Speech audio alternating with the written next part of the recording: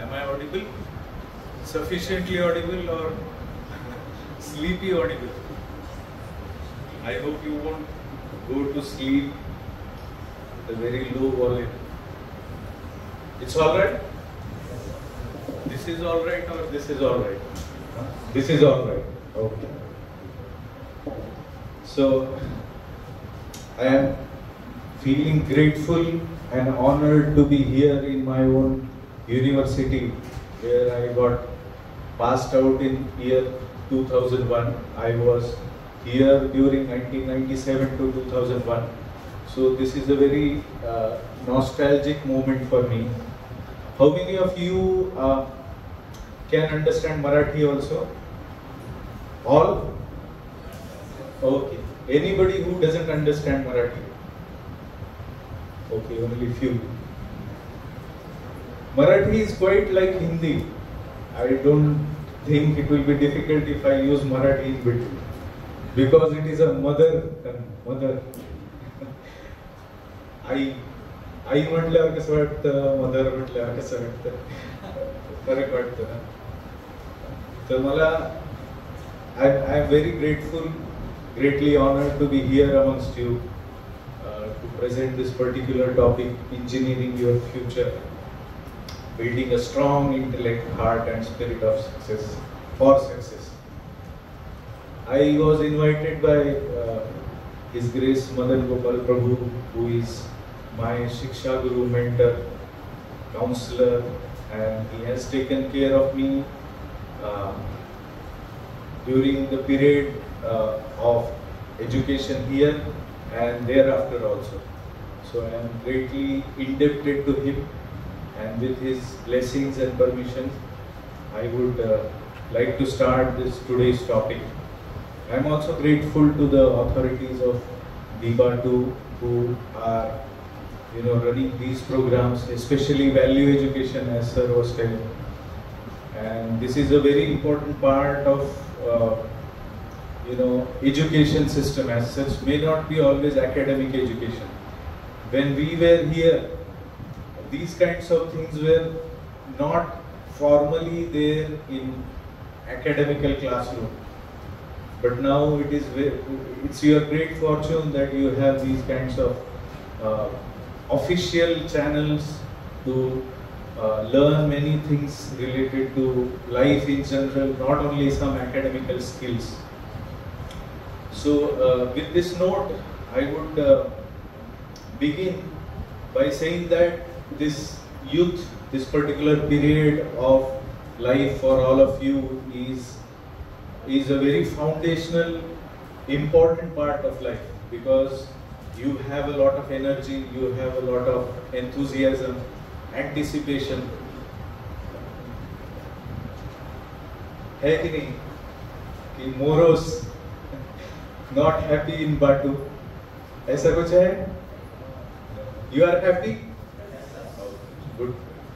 Because when I know when we came here, आम्ही मुंबईवरून रात्री कोकण एक्सप्रेस त्याच्यामध्ये बसलो होतो आणि there was such a hell of rain, so much rain. मी लातूरकडे वाढलेला असल्यामुळे तिकडे एकदम सपाट प्रदेश आहे आणि तिथे कधीतरी पाऊस पडतो. आणि तुम्ही ऐकलं असेल, मोठी ट्रेन मागवावी लागली होती, पाणी पाठवावं लागलं होतं. दुष्काळ म्हणजे मला आठवतंय, आम्ही लहानपणी 15 दिवसातनं एकदा पाणी यायचं घरी, आणि पाणी भरण्यासाठी मग आई वडील 15-20 मिनिटच पाणी असायचं. मग जिथे जिथे कुठे पाण्याचे नळ असतील तिथे पळत सुटायचं. घरामध्ये पण एक होता. So we used to run behind water and we understood the value of water. But when we came here that night, it was so much water. Train was virtually going through water, and we were entering Konkan first time because at that time rainy season means there was no light around, and we thought that where are we going? There is no light anywhere in between except in train. एक दूर कुठेतरी असा एक छोटासा bulb दिसायचा. आणि बघून वाटायचं मित्र मित्र होतो, म्हणा अरे बापरे कुठे चाललोय आपण, भयानक ठिकाणी, तिथे लाईट पण नाहीये, दूर दूरपर्यंत घरं दिसत नाही. आणि कुठेतरी लोक ट्रेनचं स्टेशन म्हणून कुठेतरी ट्रेन थांबायची, ते स्टेशन वाटायचंच नाही. हे काय स्टेशन आहे का, तिथे काहीच नाही आजूबाजूला, सगळं रिकामं. आणि कुठेतरी एक पिवळा बल्ब, त्याच्या भोवती भरपूर असे त्या गुंगावणाऱ्या माशा म्हणायचं काय, लाईटचे किडे ते. आणि लोक असे पायवाटेनी पावसामध्ये धडाधड उड्या मारून अंधारात आत जायचे. वी वर टोल्ड तुम्ही माणगावला उतरू शकता. माणगावला बघितलं, माणगावची स्थिती काही फार चांगली वाटली नाही त्या काळी, 1997 साली. म्हटलं इथे तर उतरता येणं शक्य नाही, इथे वेटिंग रूम नाही, काहीच नाही, रात्री कुठे थांबणार. Then we came ahead, Goregaon. Somebody told us गोरेगावला उतरा. गोरेगाव तर अजूनच भयानक होतं, तिथे उतरण्याचंही धाडस झालं नाही. मग कोणीतरी म्हटलं वीरला तुम्हाला एक वेटिंग हॉल मिळेल. So we went to Veer and then we alighted there. सगळे तुमच्यासारखे आम्ही लहान मुलं, नुकतेच 12वी पास होऊन मिसरोड फुटलेले. आणि मग तिथे उतरून आम्ही त्या वीर स्टेशनच्या वेटिंग हॉलमध्ये, कुठून तरी ती किल्ली आणायला पण भरपूर वेळ लागला, तिथे कोणी थांबायचं नाही. तर आम्ही थांबलो तिथे. आणि सकाळी उठल्यानंतर बघितलं तर बापरे, मागे तो मोठा हिरवागार डोंगर. कधीच असं सुंदर दृश्य पाहिलं नव्हतं. आनंद झाला. पण नंतर जेव्हा इथे लोणेरे फाट्यामधून आत आलो ना, तेव्हा आम्हाला असे भूतासारखे फिरणारे 2-3 सिनियर दिसले. आणि ते आम्हाला आल्या आल्या म्हणाले, अरे तुम्ही या खंडरमध्ये कुठे ऍडमिशन घेतलं, काय वेडे आहात का तुम्ही, तुम्हाला कळत नाही का तुम्ही कुठे आलाय. आम्ही एकदम असं स्वागत झाल्यावर एकदम एक तर लातूर वरून इकडे यायचं म्हणजे रात्रभर पुण्याचा प्रवास आणि 8-10 तास, झोप होणार नाही, ती लाल डब्बा गाडी रातराणी. आणि नंतर इथे पुण्यामध्ये उतरल्यानंतर त्या रायगडसाठी आताही तशीच त्या बस स्टॉपला तशीच हालत असेल. स्वारगेटला तिथे उतरल्यानंतर त्या खिडकीतून आत रुमाल टाकायचा, मग ते रुमालासाठी भांडण, माझा पण रुमाल आहे, तुझा पण रुमाल आहे. मग कधी कधी बॅग टाकायचो, कधी कधी सगळ्यात छोटा मुलगा असेल त्यालाच खिडकीतनं हात टाकायचा. आणि मग इथे येता येता त्या भोर घाटामधून धडाधड उलट्या, रात्रभर झोप नाही. आणि नंतर ते असं गरगर गरगर फिरत. त्यामुळे इथे जेव्हा आम्ही आलो लोणेरेला, तेव्हा we felt really fearful and we did not feel that there is future here. But now with so many number of years and experience, I am one amongst you who is here to tell you and give you hope that lot of things are good. There are so many good things around here. So definitely you can say there is future for your career, because I am one of you who is standing here. And Kiwalekar sir मला म्हणायचे, अरे तुझ्या आधी पण कोणी DRDO मध्ये scientist म्हणून गेलं नाही आणि तुझ्या नंतर पण कोणी गेलं नाही इतके वर्ष, तू एकटाच कसा काय DRDO मध्ये सायंटिस्ट झालास. तर ते थोडस मी कदाचित आज तुमच्या सोबत शेअर करेन की एक चांगलं इंजिनिअरिंग फ्युचर, चांगली बुद्धिमत्ता, बुद्धिमत्तेच्या पलीकडे एक शब्द आहे आपल्याकडे, तो कदाचित इंग्लिश मध्ये एवढा व्यक्त होत नाही, असेल तर सांगा मला. सत असत विवेक बुद्धी. विवेक, विवेक हिंदी मराठी दोनों में संस्कृत विवेक इज यूज्ड. सो विवेक, this is not only intellect, strong intellect, but विवेक. So when now I look back almost 25 years, I can realize certain things today, and with that in mind I will try to express whatever is there in my heart. Yesterday only I got invitation. Prabhuji had told me long time back, but yesterday, so I have so many things in mind and may not be in a very logical sequence, but I will just speak it out. आणि तुम्हाला पण मध्ये मध्ये काही प्रश्न असेल तुम्ही विचारू शकता. ठीक आहे, okay. So definitely I wish you progress in the right direction along with a positive hope, but there will be a lot of caution in my talk. There will be some positive aspects, some negative aspects revealing to you so that you don't get into a ditch. तुम्ही खड्ड्यात जाऊन नाही पडणार म्हणून मी बऱ्याच गोष्टी तुम्हाला कदाचित सांगल्या. बऱ्याच वेळा आता माझा मुलगा पण 10वीला आहे, त्या वयामध्ये ना आई वडिलांचं काय ऐकायचं म्हणजे फार जड होतं. अरे आले सांगत आता काय सांगणार आहेत मला माहितीये, मोबाईल बघू नका, गेम खेळू नका, फार वेळ वाया घालवू नका, जरा पुस्तकं वाचा, नुसतं इंटरनेटवर नुसतं व्हिडिओ पाहत बसू नका, रील पाहत बसू नका, गाणे ऐकू नका, असंच काहीतरी सांगणार माहितीये. त्यामुळे मग ते त्या वयाची मुलं ना ऐकायच्या मनस्थितीतच नसतात. परंतु मी आशा करतो की तुम्ही सगळे थोडस केअरफुली ऐकाल, कारण मी मित्रासारखाच संवाद करणार आहे. प्राप्ते तू षोडशे वर्षे पुत्र मित्र वदाचरेत असं म्हटलं शास्त्रामध्ये, चाणक्य नीतीमध्ये, की 16 वर्षाचं झालं पायताण यायला लागलं, मराठीत म्हणतात, वडिलांचं पायताण किंवा कपडे यायला लागले की मग तो पुत्र मित्र वदाचरेत, मित्रासारखं वागायला पाहिजे. तर तुम्ही फार काही लांब नाहीये संवेद माझ्या मुलापेक्षा, मुलासारखेच आहात तुम्ही सगळे. तर एक वडील म्हणून पण मित्र म्हणून पण मी थोडस तुम्हाला पॉझिटिव्ह निगेटिव्ह सगळं सांगेन. कसं आहे, तुमच्याकडे सगळ्यांकडे शक्ती आहे, काहीतरी करण्याची उमेद आहे, परंतु तुमच्याकडे विस्डम देण्यासाठी आम्ही आहोत. आम्ही जे पाहिलेले, जसं आता माझा मुलगा म्हणतो की मला बिझनेसमॅन व्हायचंय, पण मग बिझनेसमॅन व्हायचंय तर तू कुठे फसू शकतोस आणि कुठे फसणार नाहीस ह्याची जाणीव मी त्याला करून देतो. मग ते त्याला कधी कधी पटतं, कधी पटत नाही.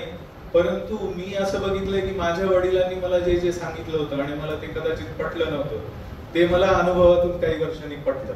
आणि मला असं वाटलं की ते आधीच पटलं असतं तर मी एवढे धक्के खाल्ले नसते.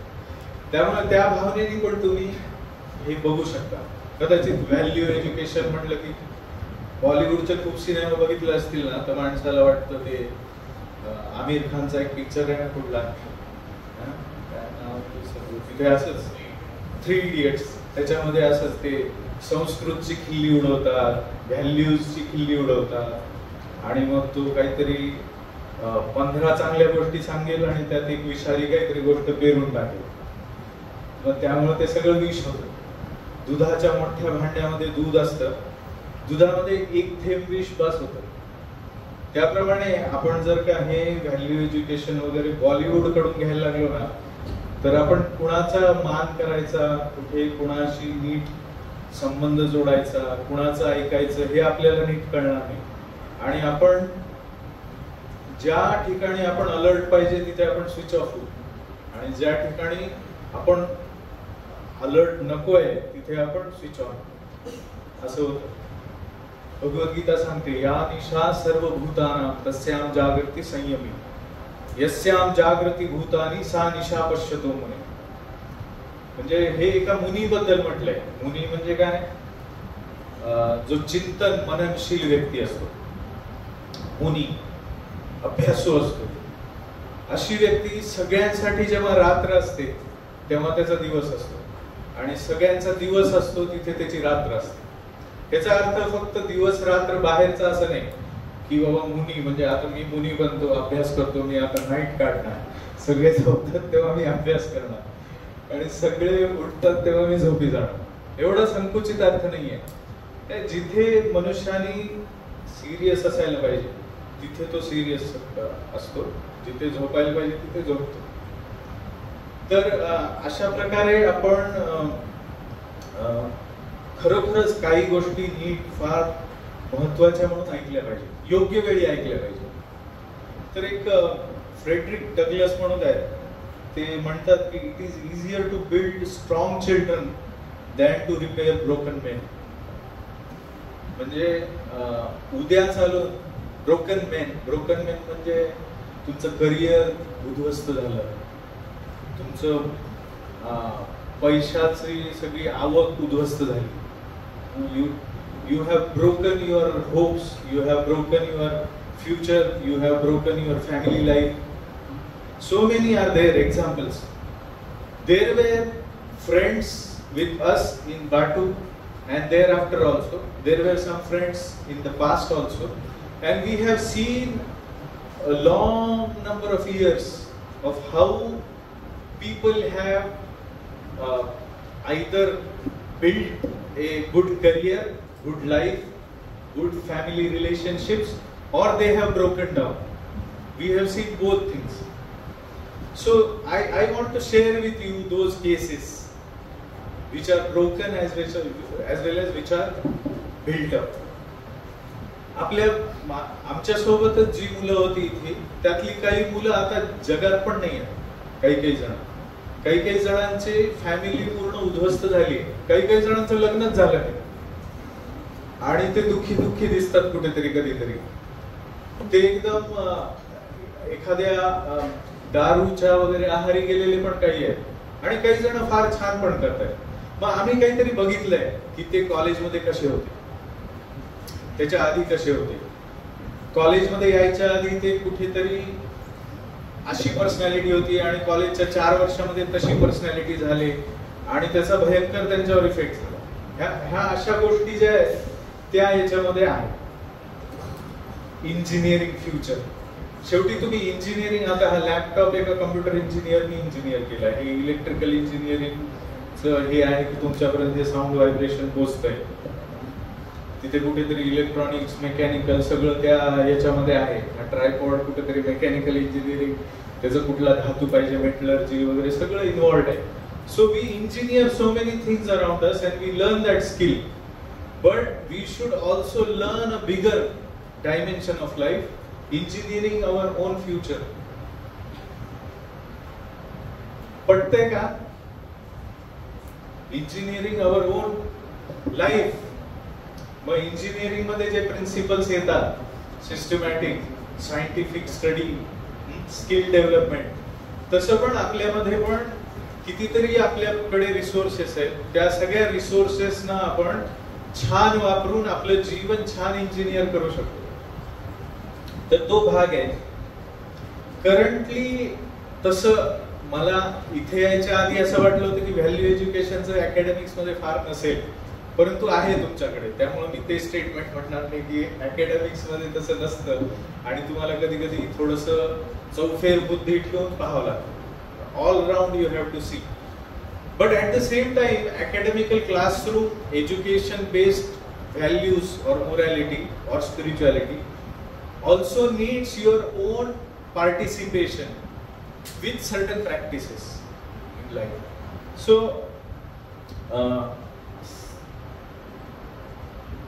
basically there are two big forces in life. One is science, or we may call it modern science, which is coming to us in an academic way. Modern science, because science is a bigger, much more bigger thing. Everything in modern science is accepted based on a proof. आता मी scientist आहे म्हणून थोडं scientific बोलतो. Everything is based on proof. तर म्हणून बऱ्याच वेळा काय होतं की दाखवा नाही तर मी विश्वास ठेवणार नाही, असा पण माणसाची मानसिकता होते सायन्स शिकणाऱ्यांची जास्तीत जास्त. फार अशी मुलं बघितलीत मी, सायन्स शिकले. आता आमचे जे डायरेक्टर होते मागचे आमच्या लॅबचे, ते नवीन आलेल्या सायंटिस्टला किंवा टेक्निकल ऑफिसरला एक टिप द्यायचे की तुम्ही ना टाउनशिप मध्ये राहू नका, कारण तिथे सगळे सायंटिस्ट आणि टेक्निकल ऑफिसरच आहेत. थोडस बाहेर राहा, बाहेर मिक्स होत जा, मग तुमची डेव्हलपमेंट चांगली. हे सायंटिस्ट म्हणजे outstanding scientist, leader, director of defence research laboratory of India, he is saying this की तुम्ही फक्त असं सायन्स आणि ती कम्युनिटी याच्यामध्येच फक्त राहू नका, नाही तर मला दाखवा नाही तर मी विश्वास नाही ठेवणार. अशा प्रकारचे जड बुद्धीचे नका, थोडे ओपन ब्रॉड माइंडेड राहा. तर त्यामुळे जेव्हा आपण इन जनरल लाईफ बद्दल बोलतो किंवा फ्युचर बद्दल बोलतो तेव्हा आपल्याला थोडंसं ब्रॉड माइंडेड व्हायला पाहिजे. हे मी तुम्हाला मध्ये असे काही टिप्स सारखं सांगतोय की संकुचित मनोवृत्ती नको. एकाच प्रकारचं फक्त हे सायन्स आहे बाकी ते सांगतात ते सायन्स नाही, असं काही विचार माणसाने करू नये. तर याबद्दल डेव्हिड ओ मॅके ते म्हणतात, true education does not consist merely in the acquiring of a few facts of science, history, literature और art, but in the development of character. म्हणजे हे मोठमोठे विचारवंत होऊन गेले, त्यांनी मोठमोठ्या देशांची बांधणी करण्यासाठी हातभार लावलेला आहे. तर आपल्या फक्त साधू ऋषी मुनींनी संतांनी वेदांनीच असं सांगितलंय की तुमचं चारित्र्य चांगलं ठेवा, असं नाहीये. जगभरातले महान विचारवंत जेवढे great thinkers, nation builders, scientist, philosophers, poets, great leaders, all of them have given this tip that morality and character values are very important to build our own life. तसं पाहायला गेलं तर तुम्हाला आता असं असतं की अरे आता आपण तरुण झालो आहोत, आता खरी मजा करायची वेळ आहे, आता बोजड गोष्टी कशाला 40 नंतर बघू, वाटतं का असं? मजा करा, वाटेल तसं राहा, eat, drink and be merry. आनंदात राहा, कशाला उद्याचा विचार करायचा, कशाला चारित्र्य विरित्र है. चला दारू पिऊन येऊ, सिगरेट मस्त ते सिगरेट पिऊन तू माझा रील काढ मस्त, हर फिक्र को धुएं में उड़ाता चला गया, काहीतरी रील करू मस्त. काल परवा एक रील आली होती, मुलगी अशी डोंगराच्या कोकणात होती का माहिती नाही कुठे होती, डोंगराच्या याच्यावर अशी मध्यभागी अशी दगडावर कुठल्या तरी गाण्यावर रील करत होती, आणि ती रील थोडी झाल्यानंतर ती तिथून परत यायला लागली, पाय सटकून त्या डोंगराच्या दरीमध्ये जाऊन कोसळली. मग जीवन असं इंजिनियर करायचं का रील मध्ये? मजा करत काहीतरी तिसरंच घडलं. तर थोडस सावध असलं पाहिजे. तर हे सावध कशात पाहिजे की आपण काय सवयी लावून घेतो आपल्याला, आपण कोणासोबत राहतो, हे जरी आपल्या मनामध्ये कॉन्फ्लिक्ट्स असतील, कारण आपल्याला जगामध्ये असं दिसतं, especially if you see entertainment industry, serials, movies, songs, all are impressing upon us that this life is meant for full enjoyment without thinking of anything. असे आजकाल पिक्चर येतात का? येत असतील तर सांगा मला, मी बघतो चांगला कुठे पिक्चर असेल तर, की ज्याच्यामध्ये काहीतरी असं सांगितलं की बी रिस्पॉन्सिबल. म्हणजे प्रेम कहाण्या येतात, प्रेम कहाण्यामध्ये आज ही तर उद्या ती, असे जास्त व्हायला लागलेत आता. तर ते अशा प्रकारे कुठलीही जबाबदारी घेऊ नका, पाहिजे तसं मस्त राहा, असं बोलणारी काही मुलं होती आमच्यापैकी, आणि त्यातली 2 मुलं गेली. अनफॉर्च्युनेटली, म्हणजे मला काही त्यामध्ये फार आनंद आहे असं नाही, दुःखच आहे. त्यातला एक मुलगा तर खूप जवळ होता माझ्या, पण तो गेला, रस्त्यावर ऍक्सिडेंट मध्ये गेला तो मुंबईमध्ये. तर तो असा हे होता, बिंदास आहे तेवढं जीवन आरामात मस्त जगा, कशाला तुम्ही एवढं ताण घेता, असा होता तो. आणि मला आठवतंय एका अतिशय साध्या, सुस्वभावी, सदाचारी व्यक्तीला त्यांनी इतकं छळलं होतं. तो असा बोलायचा, असं आमच्या हॉस्टेलमध्ये वातावरण असायचं. हॉस्टेलमध्ये एखादी रूम असायची, दंगा करायची, तिथे जाऊन सगळ्यांनी मिळून मस्ती करायची, आणि तो मस्ती करण्याचा एक लीडर असायचा कोणीतरी, मग तो सगळ्यांना गोळा करायचा. मग ज्याचा वाढदिवस आहे त्याची पहिले तर कंबल धुलाई, म्हणजे त्याच्यावर कांबळा टाकायचं आणि त्याला झोडपून काढायचं, आणि मग तो बिचारा आई ग करत त्याचा बर्थडे कशाला आहे असा विचार करायचा. तसाच एक मुलगा होता, त्या मुलाला, प्रभूजींना पण माहिती आहे तो मुलगा, त्या मुलाला एकदा असं हॉस्टेलमध्ये रॅगिंग म्हणा किंवा असं, त्याला थोडस छळण्यामध्ये आनंद, आसुरी आनंद म्हणतात, छळलं की आनंद मिळतोय. मग त्याला छळण्यासाठी यांनी काय केलं, त्याला बसवलं असं, आणि त्याच्या अराउंड सगळ्यांना बोलवलं. हा मुलगा आहे ना, हा नॉनव्हेज जोकवर हसूच शकत नाही. आता तुम्ही बघा, मी त्याला एक नॉनव्हेज जोक सांगतो, तुम्ही किती हसाल आणि तो कसा होईल बघा. मग ते सगळे आले त्याची गँग, आणि मग तो एक नॉनव्हेज जोक उतरत्या भयानक घाणेरड्या डायरेक्शन मध्ये घेऊन जात होता. आणि सगळी मुलं खूप खो खो खो खो हसत होती आणि तो रडकुंडीला आला मुलगा शेवटी. खूपच म्हणजे त्याचा चेहरा बघून इतकं मला पण कीव आली त्याची. माझा पण फार चांगला घनिष्ठ मित्र. मला फार वाईट वाटलं त्या एपिसोड मध्ये. नंतर जेव्हा तो मुलगा गेला, कुठेतरी माझ्या मनात आलं की त्या घटनेचा तर काही संबंध नाही आहे ना, की असा छळतो लोकांना, एखाद्याची खिल्ली उडवतो असं वाटलं. म्हणजे असेलच असं म्हणत नाही मी, पण कुठेतरी मनामध्ये हुरहुर लागून गेली की अरे हा व्यक्ती कसा छळायचा, असं कुठेतरी मनात आलं पटकन. तर हे खरोखर दुःखदायक होतं. तोही आमच्यामधला एक मित्र आहे, पण त्याला त्यांनी दुःख दिलं एवढं. तर अशा प्रकारे आपण जेव्हा सुख दुःख एकमेकांसोबत शेअर करतो तेव्हा त्याला पण काहीतरी आपल्याला लिमिट पाहिजे. असं नको की अनलिमिटेड आपण कुठेतरी वाहवत चाललोय.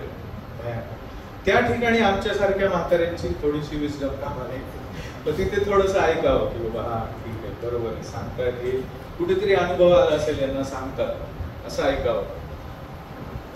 तर आपणच आपले मार्ग, आपणच आपली थिंकिंग, आपणच आपलं कल्चर, आपणच आपलं सराउंडिंग हे सगळं स्वतःच्याच बुद्धीवर फार चालू नये. आपण आता शिकतो इंजिनिअरिंग शिकताना सुद्धा आपण आता इंजिनिअरिंगची पुस्तकं तुम्हाला इंट्रोड्यूस व्हायची आहेत, पण BL थेरेजा, कुठलं इलेक्ट्रिकल इंजिनिअरिंग, थर्मोडायनामिक्स आहे कुठलं तरी, आमच्यासाठी डेटाबेस म्हटलं की कोर्थ म्हणून एक पुस्तक होतं. तर अशा आपल्याकडे Bible of that particular subject म्हणू आपण.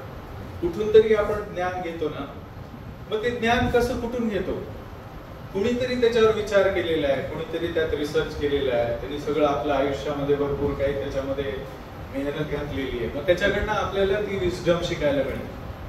अशा प्रकारे आपण जेव्हा एखादं छान पुस्तक वाचतो तेव्हा पुस्तक लिहिणाऱ्याचा सगळा अनुभव आपल्याला ऐकता मिळतो. त्यामुळे पुस्तक वाचणं आणि सिनेमा बघणं याच्यामध्ये आपण कुठे जास्त प्रगती करू शकतो.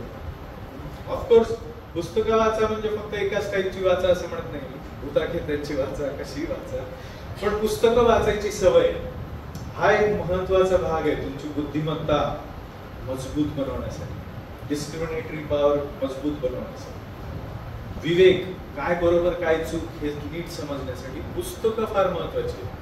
आणि त्या पुस्तकांमध्ये तुम्हाला जे सर्वोच्च पुस्तक आहे ते सांगणारे पण तुम्हाला विस्डम लागते. कारण तुम्ही आता कम्प्युटर इंजिनिअरिंगच्या ब्रँच मध्ये असाल आणि तुमच्या लायब्ररीमध्ये जाल तर तिथे इतकी पुस्तकं असतील की त्यातलं कुठलं पुस्तक निवडू असं तुम्हाला होईल. मग तिथे पण तुम्हाला कोणीतरी लागतं की हे पुस्तक आहे ना या सगळ्यापेक्षा सर्वात वरचं पुस्तक. तर त्यामुळे पुस्तकासोबत व्यक्ती पण लागतो एक शिकवणारा चांगला. त्यामुळे व्यक्तीचा अनादर करू नका, शिक्षकांचा, टीचर्सचा अनादर करू नका. बऱ्याच वेळा मी आता ऍडवायझरी बोर्ड मध्ये वगैरे आहे, एमटेक सिलेबस, एमटेक प्रोजेक्ट किंवा कुठेतरी असं लेक्चर द्यायला वगैरे कधी बोलवलं तर तिथले प्रोफेसर्स मला सांगतात आजकाल ना मुलं ऐकतच नाही करू काय त्यांचं.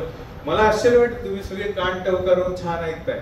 बऱ्याच वेळा पुण्या मुंबईमध्ये कुठून तरी डॉट येईल, काहीतरी कोणीतरी कॉमेंट करेल, हसेल, मध्येच कोण 10 लोक उठून जातील, परत येतील, काहीतरी म्हणजे सिरियसनेस नाही आहे ऐकण्याचा. तर आपण काय करावं? मग आम्ही प्रोफेसर सोबत सुद्धा आम्ही बसून काहीतरी त्याच्यावर उपाय करायचा प्रयत्न करतो. परंतु तुमच्या साईडनी, तुमच्याकडून तुम्हाला असं कशाला करायचंय? म्हणजे काही गरज आहे का? क्लास म्हणजे क्लास, लेक्चरर म्हणजे काहीतरी त्याला अक्कल आहे म्हणून त्याला लेक्चरर बनवलेलं आहे, तो आहे तिथे. भलेही तुम्हाला आता चॅट जीपीटी मध्ये त्याच्यापेक्षा छान मिळत असेल, भलेही तुम्हाला कुठे व्हिडिओ IIT चे ते व्हिडिओज असतात, NPTEL वेबसाईट आहे, तिथून तुम्हाला इथल्या प्रोफेसर पेक्षा 10 पटीने चांगला शिकवणारा प्रोफेसरचा व्हिडिओ मिळेल. परंतु तरी पण तुम्ही प्रोफेसरचा कधी अनादर करू नये. कारण एक सूक्ष्म शक्ती असते ती जगात काम करत असते आणि ते सगळं बघत असते. आणि असं म्हणतात भगवद्गीतेच्या भाषेत उपद्रष्टा हनुमंताचे भरता भोक्ता महेश्वर. म्हणजे उपद्रष्टा म्हणजे पाहणारा, कोणीतरी पाहणारा असतो अनुमंता म्हणजे अनुमती देणारा असतो एखादी गोष्ट घडण्यासाठी. आता तुम्ही जेव्हा एखाद्या तुमच्या क्लासमध्ये तुम्ही आता आतापर्यंत एक अकॅडमिक्स मध्ये समजा 12वीला कुठल्याही वर्गामध्ये तुम्हाला सगळ्यांनाच वाटत असेल ना माझा पहिला नंबर यावा. सगळ्यांना वाटतं, सगळ्यांच्या आई वडिलांना वाटतं माझ्या मुलाचा पहिला नंबर, पहिल्या 5त ये बाबा चल. मग एखादं फारच आता वाईट होतंय तर जाऊ दे 5 नाही तर 10 मध्ये तरी ये. म्हणजे कुठेतरी कॉम्पिटिटिव्ह स्पिरिट मध्ये आपल्याला पुढे जायची इच्छा असते, वर जायची इच्छा असते. मग प्रत्येक जण पहिला का नाही येऊ शकत? तेच क्लासरूम, तेच टीचर, तीच पुस्तकं, तसंच इंटरनेट, सगळं तसंच आहे. मग सगळेच पहिला नंबर का नाही आहे?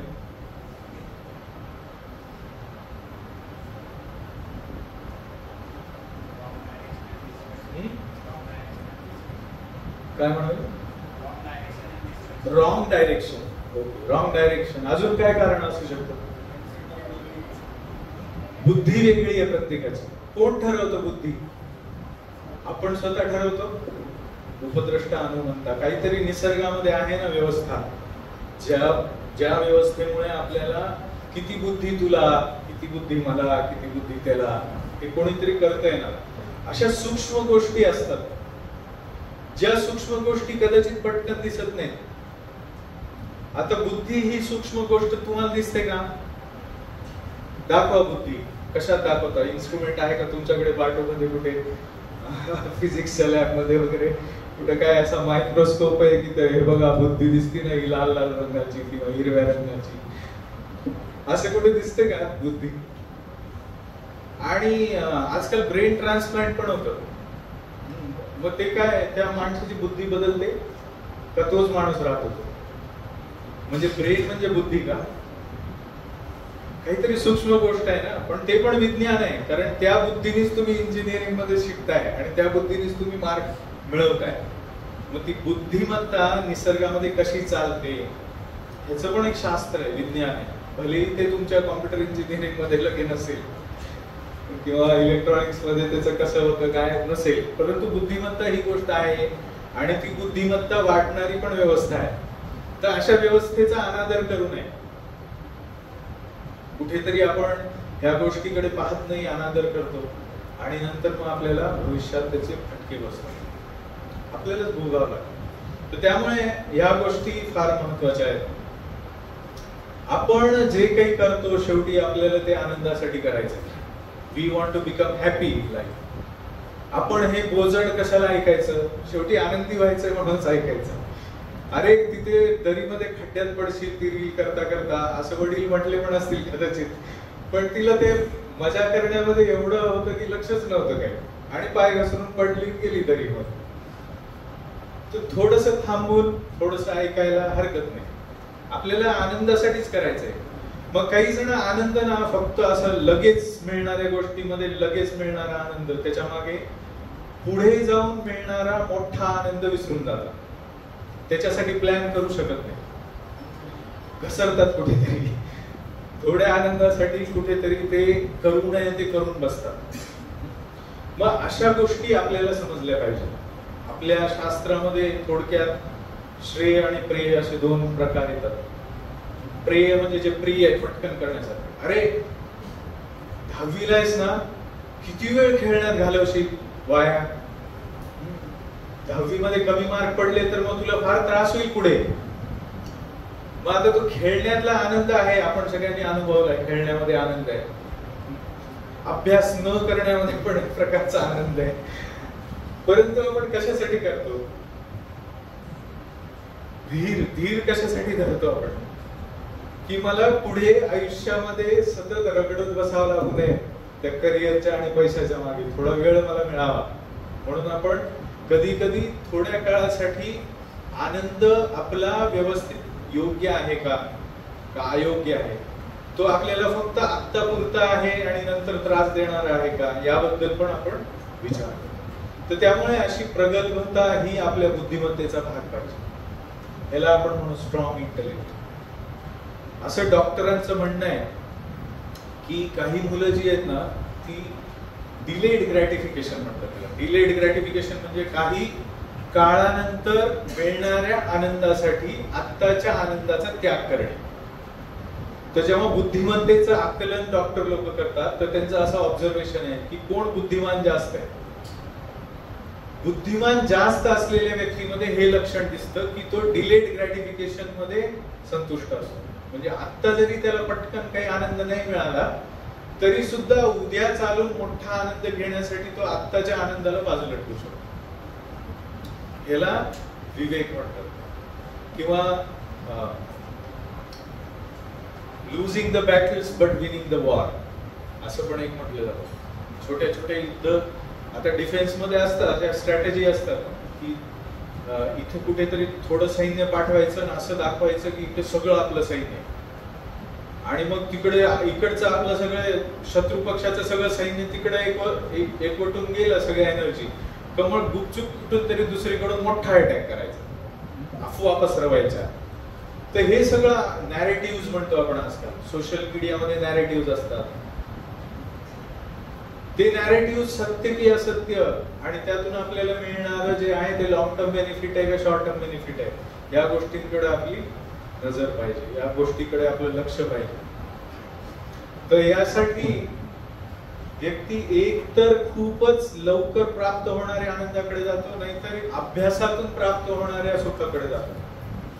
दोन्हीपैकी एक काहीतरी निवडतो. पास होणार मी, चांगले मार्क मिळणार, माझं करिअर चांगलं होणार म्हणून मी लक्ष इकडे अभ्यासाकडे देईन, चांगुलपणाकडे देईन, चांगल्या मित्रांकडे देईन, जे मला खाली खेचतात तिकडे मी जाणार नाही.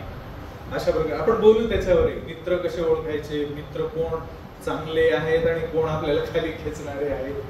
आतून बाहेरून एखादा व्यक्ती बाहेरून असा आहे तर आतून कसा ओळखायचा, कसा असेल याच्याविषयी थोडस आपण बोलूया. परंतु हे दोन प्रकार असतात आपल्या मर्यादित जीवनामध्ये, स्टुडंट लाईफ मध्ये. पण मी म्हणेन याच्या पलीकडे पण पुढे एक आहे ज्याच्यामध्ये तुम्हाला ना स्ट्रॉंग हार्ट लागतं. स्ट्रॉंग हार्ट तर ते फक्त बुद्धिमत्तेच्या पलीकडे असतं. तिथे सहनशक्ती वगैरेचा प्रकार असतो की बाबा खूप प्रयत्न करून जरी एखाद्या व्यक्तीला यश थोड्या काळामध्ये नाही आलं तरी त्याचं हृदय एवढं मोठं आहे, एवढा त्रास तो सहन करू शकतो, वाट पाहू शकतो की तो पुढे चालून सक्सेसफुल होतो. आपल्या बाटूमध्ये एक मुलगा होता आमच्या बॅचचा. तो मुलगा त्याला 8 वर्ष लागले इंजिनिअरिंग करायला, पण तो आज सक्सेसफुल आहे तरी करिअर. अशी काही मुलं असतात की अरे मला 90% पाहिजे होते आणि 88% मिळाले, चला मी आता उडी मारतो वरून. तर ते तिथे काय आहे, स्ट्रॉंग इंटेलेक्ट आहे पण स्ट्रॉंग हार्ट नाही, हृदय मोठं नाही. तर हे पण फार महत्वाचं आहे. कटथ्रोट कॉम्पिटिशन मध्ये व्यक्तीने असा पेशन्स ठेवणे. आता पेशन्स, तुम्हाला पेशन्स वर कुठलं पुस्तक आहे का इथे? पार्ट मध्ये अकॅडमिक्स मध्ये नाही, कदाचित व्हॅल्यू एज्युकेशन मध्ये काही पार्ट असेल, पण या गोष्टीकडे माणसाने लक्ष देणं आवश्यक आहे. विद्यार्थी दशेतच लक्ष देणं आवश्यक आहे. बऱ्याच वेळा फक्त आता हे आपण जे व्हर्च्यूज म्हणतोय ना, हे पर्सनॅलिटीचे खूप आंतरिक गोष्टी आहेत, स्ट्रॉंग आतल्या गोष्टी आहेत. आतून स्ट्रॉंग होणे, आतून स्ट्रॉंग झालं की बाहेरून सगळं स्ट्रॉंग होतं, अशा टाईपचं. परंतु आपण बऱ्याच वेळा बाह्यातकारी पर्सनॅलिटीवर एवढं जातो कारण आपल्याला डिफाईन्ड काय असतं, अरे हा उंच तगडा एकदम स्मार्ट मुलगा म्हणजे खरं असं व्हायला पाहिजे पर्सनॅलिटी. आपण फक्त बाह्य रूप बघून, बाह्य आकर्षण बघून, किंवा असतो ना एक मुलगा येतो वर्गामध्ये सगळ्यांना एकदम शिव्या घालत आणि एकदम असा सगळ्यांची थट्टा खिल्ली उडवत, आणि अचानकच तो लीडर बनतो वर्गाचा आणि सगळ्यांना वाटतं असं व्हायला पाहिजे, हा हिरो एकदम. आणि त्याला जर का मार्क चांगले आले तर बस संपलंच, मग तर तो खराच हिरो होऊन जातो. तर आपल्याला हे पाहायला पाहिजे. बऱ्याच वेळा नुसतं बाहेरून हे सगळं जे असतं ना त्यामध्ये विस्डम असते असं नाहीये, विस्डम असतेच असं नाही. कदाचित लहानपणीचं त्या वयातला तो किल्लरपणा, असं सोशल ऍक्सेप्टन्स म्हणून माणूस काही काही करतो, कुठे कुठे सहभागी होतो. परंतु ह्या गोष्टी कधी कधी आपल्यासाठी घातक ठरू शकतात. आपण एखाद्याला कुणाला फॉलो करतोय, आता आजकाल आहे ना सोशल मीडियामध्ये फॉलोअर्स, इतके फॉलोअर, मग हा इतके फॉलोअर असलेला म्हणजे हे हा म्हणतोय ते बरोबर आहे सगळं खरं असं वाटतं आपल्याला. प्रभूजी पण फार सुंदर उदाहरण द्यायचे की जेव्हा ऐकायचं ना, त्या लक्सच्या ऍडव्हर्टाइजमेंटली बाई म्हणते की हे लावल्यानंतर गोरं होतं, मग ते खरंच गोरं होतं का? मग लक्सचा व्यापार एवढा का वाढतो? कारण पॉप्युलॅरिटी त्या हिरोईनची म्हणा काय म्हणा. तर असं हा एक म्हणजे ट्रॅप आहे, हा पण एक ट्रॅप आहे तुम्हाला फसण्याचा. त्यापासून तुम्ही सावध राहिल. एक फार छान मला जोक आठवला. एक मेंटल हॉस्पिटल असतं, त्या मेंटल हॉस्पिटलमध्ये 2 असे मेंटल मित्र असतात, त्यांना तिथे बरं होण्यासाठी ठेवलेलं असतं. आणि एक दिवस काय होतो, त्यातला एक मेंटल वेडा माणूस, he just jump into the water and drowns. He doesn't know swimming and he just jumps into the water. The other mental fellow, he also jumps and tries to save him. He brings him out, and then the doctor notices that this fellow, the other one, has tried to save this fellow, the other mental friend. So त्याला बोलवतो तो doctor. He calls him and says, I am so much impressed with you. Now you are no longer a mental patient. You are such a gracious person. You are so broad-minded. You saved your friend. So we want to release you from mental hospital now. Then he says, you tried to save your friend, but what happened? He hanged himself in his room. The fellow who saved him, he says, no. He didn't hang. I just hanged him because he was, drenched with water. त्याला सुकवण्यासाठी मी तिथे वाळत टाकलं पंख्याला लटकून. तर त्या डॉक्टरला असं वाटतं की हा बरा झालाय, फक्त बाह्यातकारी काहीतरी 1-2 गोष्टी पाहून. परंतु तो एखादा कपडा जसा पाण्यात पडल्यानंतर त्याला पिळून वाळत टाकायचं असतं, तसं त्याच्या मित्राला वाळत टाकतो पायाला लटकून. ते हे बाह्यातकारी जे आहे ना, एक एक्स्ट्रीम उदाहरण दिलं ना एखादं, किंवा असं जोक सांगितलं तर कदाचित थोडं पटतं की कसे वेडे लोक जगामध्ये लीडर म्हणून प्रसिद्ध होऊ शकतात आणि आपल्याला कसं एखाद्या भयानक डायरेक्शन मध्ये घेऊन जाऊ शकतात, आपला घात पण करू शकतात. तर त्यासाठी या गोष्टी ओळखणं फार महत्वाचं आहे. एक अशी घटना आहे, रिअल लाईफ स्टोरी आहे. एक फेमस एक्झाम्पल आहे एका इंजिनियरचं, जो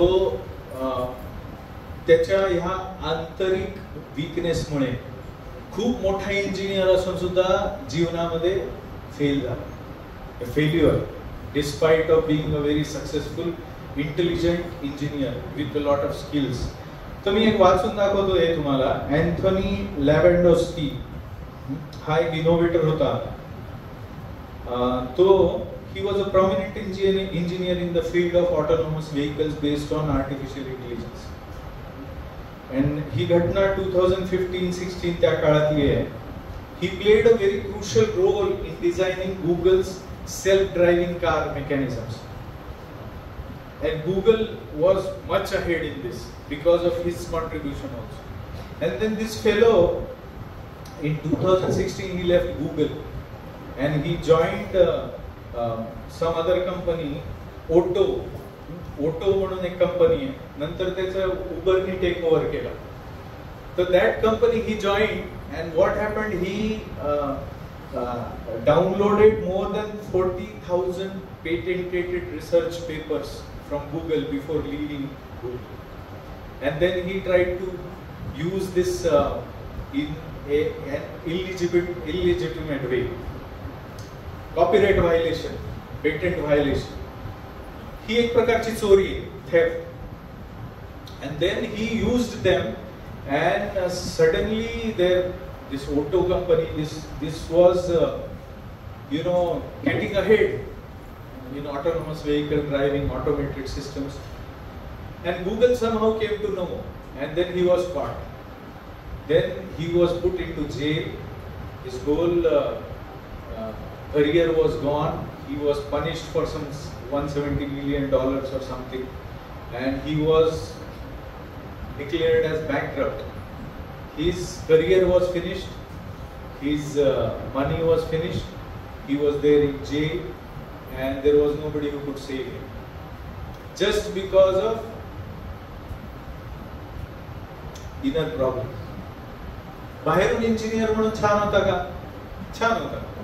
रिसर्च चांगला करू शकत होता का? होता. चांगल्या पोझिशन मध्ये होता का? होता. आपल्याला आज जे काही हवं आहे कार्टून मधून बाहेर पडल्यानंतर आपण असं व्हावं, ते सगळं त्याच्याकडे होतं. पण दुधामध्ये एक थेंब विष, तसं ते एक गडबड. वडिलांनी सांगितलं असेल, आईने सांगितलं असेल काहीतरी लहानपणी, कुठेतरी एखादे संत येऊन सांगत असतील की अरे प्रामाणिक वागावं, कधी पण आपल्या स्वतःच्या स्वार्थासाठी आपण काहीतरी असं काही चोरी करू नये, अस्तेय अपरिग्रह वगैरे. जेव्हा लहानपणी ब्रह्मचारी म्हणून आपल्याकडे प्रशिक्षण असायचं आपल्या जुन्या वैदिक काळामध्ये, तेव्हा त्या लहान मुलाला 25 वयाच्या आतल्या मुलाला 8 वर्षानंतर किंवा 12 वर्षानंतर त्याला एका अशा विज्ञानामध्ये प्रशिक्षित केलं जायचं आणि त्याला काही नियम दिले जायचे. त्यामध्ये ही सुरुवात असायची, अस्तेय अपरिग्रह, म्हणजे कोणाचं धन चोरी करू नये. उपनिषदामधला पहिला श्लोक त्यामध्ये पण हे दिलं, भगवंतांची सगळी संपत्ती आणि कोणी सुद्धा ती आपण चोरून वापरू नये. दुसऱ्या ना कशाची म्हणजे कोणाचंही धन आपण असं हिरावून घेऊ नये दुसऱ्याचं. पण हे ऐकताना बॉलिवूडचे मूवीज मधले इन्फेक्टेड माइंडचे लोक काय म्हणणार आहे, काय शिकवत रे बघ बघ चल बाजूला, असं म्हणणार. तर असं तुम्ही म्हणू नका, असं मला म्हणायचं. असं तुम्ही सुज्ञ राहा. ते बॉलिवूडचे सगळेजण ते काही पैसे कमवण्यासाठी आणि तुम्हाला एक नॅरेटिव्ह या देशामध्ये सगळ्या जनतेला भ्रमित करण्यासाठी चालवतात बऱ्याच. त्यामध्ये फसू नका. ती सगळी स्पॉन्सर्ड इंडस्ट्री आहे, त्याच्याकडे लक्ष देऊ नका. तुम्हाला जर का थोडं पुढे जाऊन तुम्ही जर का आता मी तुम्हाला हे सांगितलं याच्यावर तुम्ही रिसर्च केला ना, तुम्हाला लक्षात येईल ही कशी काय भयानक इंडस्ट्री आणि त्याचे किती भयानक हेतू आहेत. तर त्यामुळे ह्या गोष्टी महत्वाच्या आहेत. किती वेळ राहिला मला माहिती नाही, मी बोलत सुटलोय. 11:04 झाले आहे सर, अर्धा तास. तर ह्या लॅव्हेंडोस्कीच्या करिअर वरून आपल्याला हा मिळतो धडा की आपण थोडस आपल्या व्हॅल्यूज बिल्ड करण्याकडे आपलं लक्ष हवं. मग त्यामध्ये आपण कोणाकडून तरी ऐकावं, कोणाकडून तरी ही विजडम ज्याच्याकडे आहे त्याच्याकडून अनुभव घ्यावा. आता आपण म्हणतो बुद्धिमत्ता, बुद्धिमत्तेचा IQ म्हटलं ना, तुम्ही सर्च केलं गुगलवर IQ इंटेलिजन्स क्वोशंट आणि इमेजेस टॅब दाबला तर तुम्हाला आईन्स्टाईनचा फोटो दिसतो बराच, because he is icon of intelligence, Einstein. तर आईन्स्टाईन काय म्हणतात, try not to become a man of success but rather try to become a man of value. म्हणजे जो सगळ्यात बुद्धिमान आहे तो काय म्हणतो, तुमच्या चारित्र्याकडे, व्हॅल्यूज कडे लक्ष द्या, सक्सेस तुम्हाला आपोआप मिळेल. हे त्याच्यामध्ये आहे, ज्याच्यामध्ये चारित्र्य आहे, ज्याच्यामध्ये गुण आहेत ना, त्याला आपोआपच सक्सेस मिळते. आपल्या वैदिक याच्यामध्ये नीतिशास्त्रामध्ये एक फार सुंदर श्लोक येतो, मी तुम्हाला वाचून दाखवतो. नाभिषेको न संस्कारः सिंहस्य क्रियतो वने विक्रमार्जित सत्वस्य स्वयमेव मृगेंद्रता. याचा अर्थ असा आहे की सिंह जो असतो ना, लायन किंग, त्याला कोणी असं जाऊन अभिषेक करत नाही आणि त्याला एक मुकुट घालत नाही की हा तू आता राजा जंगलाचा. काय म्हटलंय, ना अभिषेक न संस्कार. त्याला कुठे अभिषेक घालत नाही किंवा कुठला संस्कार करत नाही. विक्रमार्जित सत्वस्य म्हणजे त्याच्यामध्ये गुण जे असतात, पराक्रम जो असतो, ही व्हॅल्यू आहे. म्हणजे त्याच्याकडे आहे काय व्हॅल्यू, अंतर्गत व्हॅल्यू काय, त्या व्हॅल्यूमुळे त्याला आपोआपच तो राजा म्हणून प्रतिष्ठित होतो, स्वीकारला जातो. लता मंगेशकरला कधी कोणी विचारले की तू कुठल्या युनिव्हर्सिटीमध्ये गाण्याची डिग्री घेतली, दाखव, गाण्याची डिग्री लावली नाहीये, मग तुला कसं गायला लावणार आम्ही, असं होत नाही. तर तुमच्याकडे जर असं ज्ञान असेल, अशा व्हॅल्यूज असतील, तर तुम्हाला आपोआपच जीवनामध्ये उच्च स्थान मिळतं. त्यामुळे हे आइन्स्टाईन म्हणतात, try not to become a man of success but rather try to become a man of value.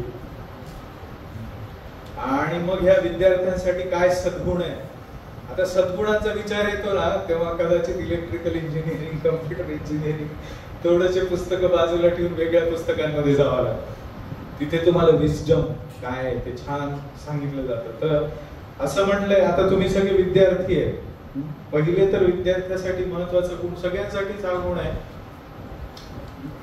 की विनम्रता, नम्रपणे ऐकणे, मान देणे, सांगणाऱ्याला मान देणे, जगातल्या सिस्टम्सना मान देणे, हा महत्वाचा गुण आहे, विनम्रता.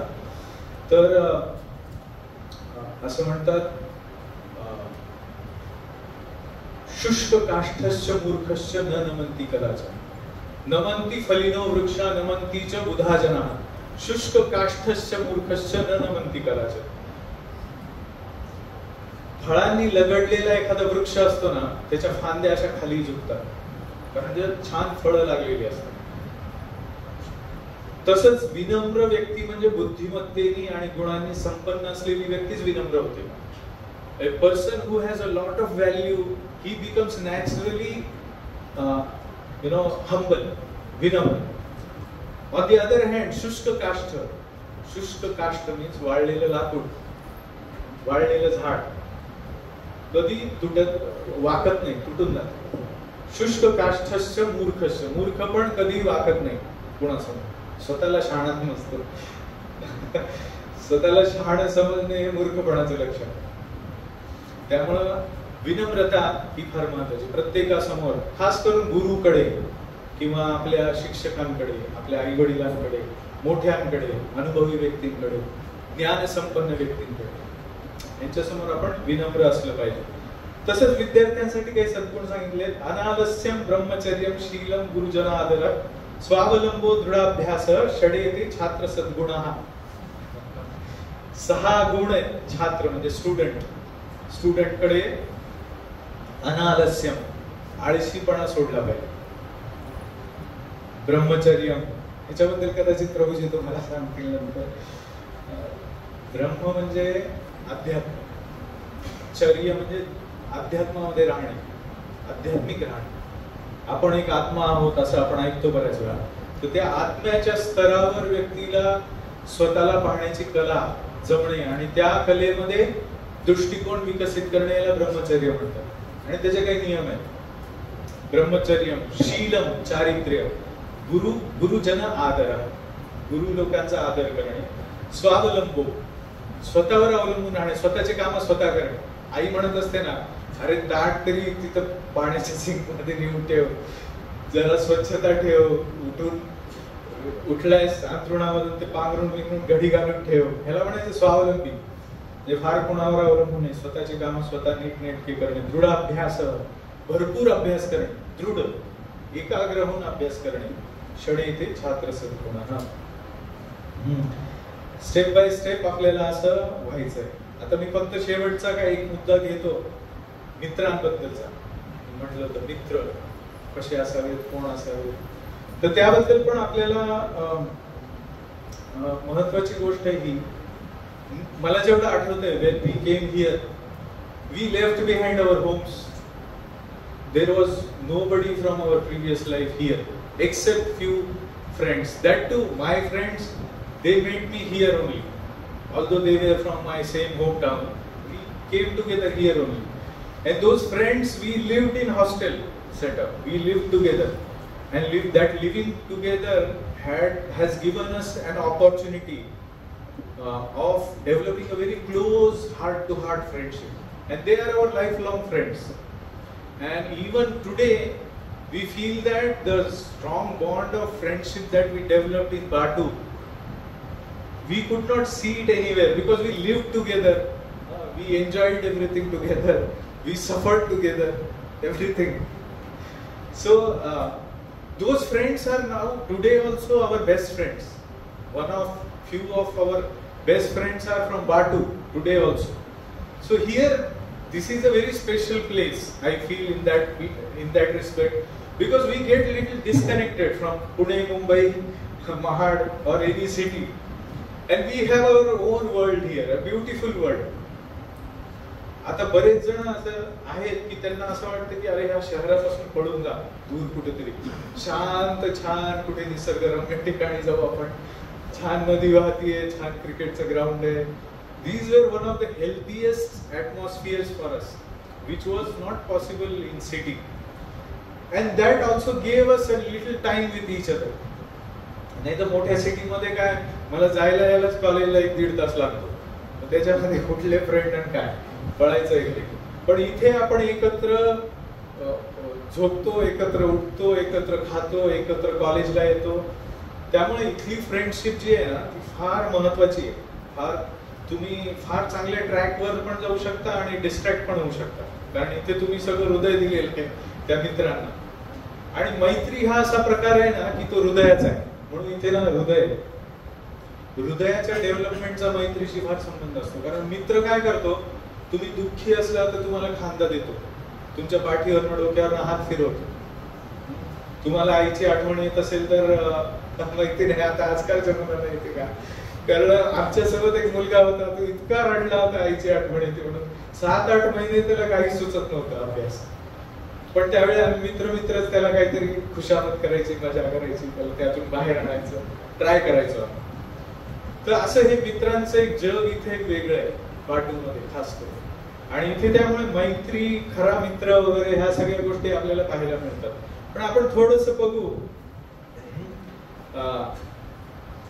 याच्यामध्ये 1-2 श्लोक मी तुम्हाला सांगतो, कारण हे कुठं श्लोकांशिवाय कुठं फार मस्त मिळत नाही. असं हीयते हि मतिस्तात हीनै सह समागमात समैश्च समतामेति विशिष्टैश्च विशिष्टताम्. लयास जाई आपुली बुद्धी शूद्रमतीच्या सहवासाने समबुद्धी राखते मतीला वृद्धिंगत होई श्रेष्ठ बुद्धीने. असा भावानुवाद एकाने छान केलाय की तुम्ही ज्या बुद्धीच्या व्यक्तीसोबत मैत्री कराल त्या बुद्धीचे तुम्ही होता हळूहळू. कुमती म्हणजे वाईट मती, वाईट दृष्टी. आता इथे काही प्रभूजींना माहिती आहे फार इथे फार छान घटना घडलेल्या आहेत. काही आपले माझ्या सोबतचे किंवा माझ्या नंतर आधीचे सिनियर बऱ्याच वेळा फार छान सांगतात. एकदा कोणीतरी आगच लावली होती डोंगराला आणि ते सगळं जळून खाक आणि काय पॉवर स्टेशन पर्यंत आग आली वगैरे वगैरे. परंतु अशी व्रात्य मनोवृत्तीची आणि भयानक डिस्ट्रक्टिव्ह मुलं सुद्धा चांगल्या फ्रेंडशिपच्या सर्कल मध्ये कशी एक उत्तम व्यक्ती जी सगळ्यांना आनंद देणारी, दुःख देणारी नाही. आता आपण बघतो काय होतंय तिकडे, ते कुठल्या बंगालमध्ये काय झालं त्या मेडिकल कॉलेजमध्ये, एवढे सुशिक्षित उच्च शिक्षित डॉक्टर लोक आणि काय घटना घडली. म्हणजे हे डिस्ट्रक्टिव्ह आहे. म्हणजे व्यक्तीला बाह्य दृष्टीने तो डॉक्टर असेल आणि आतून एखादा मोठा असुर असेल तर फायदा काय, बलात्कारी व्यक्ती असेल, एखाद्या नर्सला फाडून खात असेल तर फायदा काय त्याचा. तर असं डिस्ट्रॅक्शन जे आहे ना बऱ्याच वेळा बघतो आपण. लहान मुलांना लहानपणीच त्यांच्यामध्ये काही असे गुण दिसतात. उगीच जायचं, हे घ्यायचं, फेकून द्यायचं कुठेतरी. आता आमचा संवेद सांगतो, ते त्याचा मित्र होता, तो मुद्दामून जाऊन त्याच्या सायकलच्या सीटवर ब्लेड मारून यायचा आणि त्याला त्याच्यात आनंद वाटायचा. तर हे जे आहे ना, असं जर का मित्र असे मिळाले ना तर आपल्यालाही त्यात आनंद वाटायला लागतो, आपणही त्याच्यात वाहवत जातो. कारण ती एक सिनर्जी असते, एकत्र एक शक्ती असते. ती इथे सांगितली की when you are around such destructive mentality, you will be degraded. If you are in a divine atmosphere, you will be upgraded. हे गुण जे आपण म्हणतोय ते गुण ज्याच्यामध्ये जास्त आहेत, अशा व्यक्ती सोबत राहून ते गुणाची जोपासना होते. आगीमध्ये लोखंड ठेवल्यानंतर ते पण अग्निरूप व्हायला आणि त्याला मग कसा पाहिजे तसा आकार देता येतो. तसंच ह्या वेगवेगळ्या मनोवृत्ती या अग्नीसारख्या आहेत आणि व्यक्ती हा लोखंडासारखा आहे. तो त्या संपर्कात आल्यानंतर ती अग्नी प्रदीप्त जी होईल ती डिस्ट्रक्टिव्ह आहे की ती कन्स्ट्रक्टिव्ह आहे ते तुमच्या मित्रत्वावर, मैत्रीच्या सर्कलवर अवलंबून आहे. तर तुम्हाला एखादी व्यक्ती आवडत असेल मित्र म्हणून तर तुमच्या सद्गुणांनी त्याला प्रभावित करण्याची तुम्हाला शक्ती पाहिजे. मग तुम्हाला पण कुठेतरी कुठल्या तरी तुमच्यापेक्षा मोठ्या सद्गुणी व्यक्तीच्या संपर्कात यायला. म्हणजे मी असं म्हणणार नाही, कारण Maitri, the friendship is such a natural inclination. If somebody is villain, you can still be his friend, heart to heart. समजते मी काय म्हणतोय? कारण मैत्री हा असा ओघ आहे, नैसर्गिक आहे. ते आपण पटकन एखाद्या व्यक्ती आवडतो आपल्याला, परंतु त्या व्यक्तीमध्ये विवेक आहे का डिस्ट्रक्टिव्ह व्यक्ती आहे हे सगळं पाहणे, आणि त्याला खरंच तुम्ही मदत करू शकत असाल तर त्याच्याशी तसा संबंध ठेवून त्याला मदत करणे. नाहीतर तुमच्यामध्येच ती शक्ती नसेल त्याला बदलायची, तुम्हीच बदलून गेले तर फायदा नाही. तर त्यामुळे मी असं एक्स्ट्रीम म्हणणार नाही की तुम्ही सगळ्यांशी मैत्री तोडा जे जे असे डिस्ट्रक्टिव्ह आहेत, परंतु खरोखरच यामध्ये आता how to identify a friend who can take you to degradation याचे पण गुण छान दिले. सांगू का? कंटाळा आला. कसा ओळखायचा? कोण आहे आतून गडबड आणि कोण बरोबर?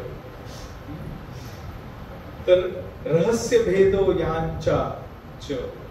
रहस्य भेद म्हणजे तुमचं सिक्रेट पटकन पब्लिक मध्ये सांगून टाका. तुम्ही त्याच्याशी काहीतरी शेअर करताय मित्र म्हणून, अरे वगैरे असं असं झालं रे, माझी चूक झाली माझ्याकडे, मला असं नाही करायला पाहिजे होतं, I should not have done like this. मग तो वर्गात जाऊन अनाउन्समेंट करणार सगळ्यांसमोर, माहिती काय काय केलं. रहस्य भेद हा एक चुकीचा, म्हणजे अशा व्यक्तीपासून सावध राहिलं पाहिजे. किती आपलं स्वाभाविक आकर्षण वाटलं तरी सावध राहिलं पाहिजे. रहस्य भेदो यांच्या, सतत याचना करणार, मला हे दे ते दे, सगळं फुकटचं. यांच्या निष्ठुर, अतिशय निष्ठुर वागणार, म्हणजे त्याला काही इमोशन्स नाहीये. कुठेही तुम्हाला अपमानित करणार, कुठेही तुम्हाला घालून पाडून बोलणार, 10 लोकांमध्ये एकदम असं काहीतरी वर्णी खावं लागेल, एकदम हृदयातून भळभळ रक्त व्हायला लागेल असं काहीतरी बोलणार. हे तिरड्या बांग्या, हे बारक्या फडका मारतो का इकडं, असं काहीतरी म्हणणार. निष्ठुरपणे क्रूरपणे बोलणार. म्हणजे ठीक आहे, परंतु असं आतून फार हर्ट होईल असा व्यक्ती नको.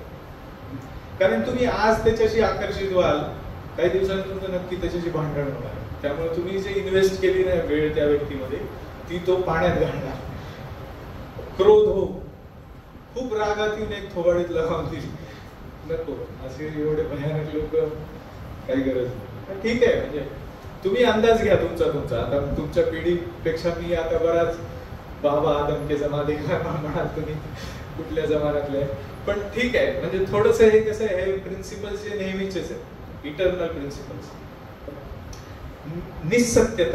निसत्यता म्हणजे खोटं बोलणं, खूप सतत काहीतरी स्वतःच साध्य करण्यासाठी दुसऱ्यांना खोटं बोलून साध्य करून नये.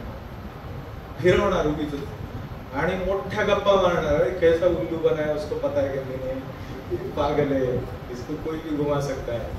तो त्या दुसऱ्याबद्दल म्हणजे इसको भी कोई भी घुमा सकता है, इसको आज इसको घुमा के आया है, असं घुमावणारा व्यक्ती. द्यूतम एक मित्रस्य दूषण. द्यूतम मध्ये मुख्यत्वे जुगार खेळणे किंवा अशा दारू बिरू पिणे, खूप सिगरेट तोडणे, अशा प्रकारच्या नाशवान गोष्टी. या गोष्टी काय कधीतरी अशा दिसल्या, त्या सिगरेटच्या पाकिटवर पण लिहिलेलं असतं याच्याने कॅन्सर होतो. कोणी असं दिसलंय दारू खूप पिल्यानंतर फार शून्य झाला, असं होत नाही, मूर्खच होतो तो. गटारीत जाऊन पडतो, कुठेही लोळतो, झोपतो, काही बडबडतो. नाही, हे सगळ्या ज्या गोष्टी आहेत ह्या वाईट मित्राची लक्षणं. अशा व्यक्तीपासून थोडस सावध राहायला पाहिजे.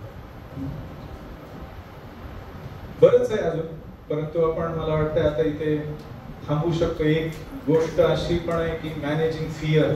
बऱ्याच वेळा भय असतं आपल्याला. Nothing in life is to be फिअर्ड.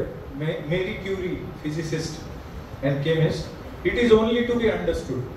असं त्यांना काहीच जीवनामध्ये कशाचीच फार भीती वाटण्याची गरज नाही, कारण आपल्याला जिथे ज्ञान नसतं तिथे भीती असते.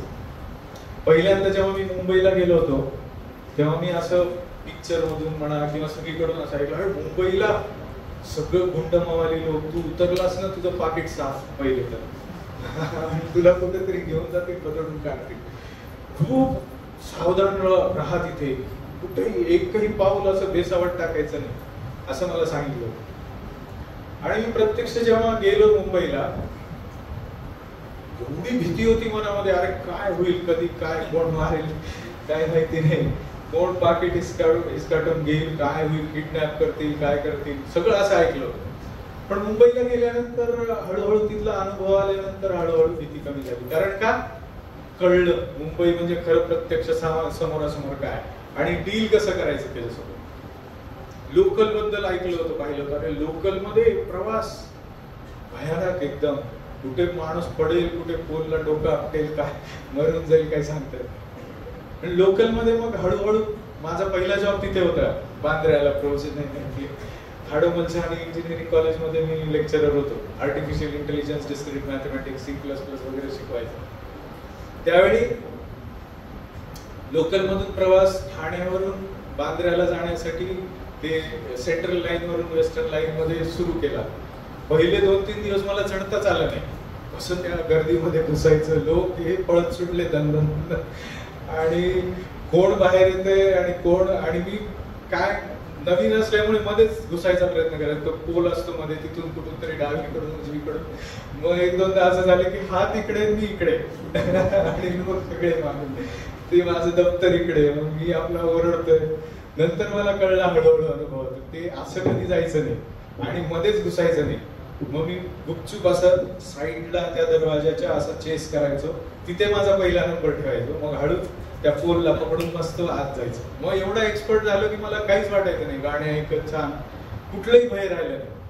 तसंच आपल्याला या जगाबद्दल आणि या जगाच्या नियंत्रकाबद्दल, या जगाच्या नियमांबद्दल, या जगामध्ये कशा घडामोडी होतात, कोण कसं जिंकतं या जगामध्ये, कोण कसं हारतं, ही सूक्ष्म ज्ञान आपल्याला जेव्हा मिळतं ना, विजडम, तेव्हा त्या ज्ञानातून आपण मस्त फिअरलेस जीवन जगू शकतो. आपल्या हृदयामध्ये कुठेही भय राहणार नाही.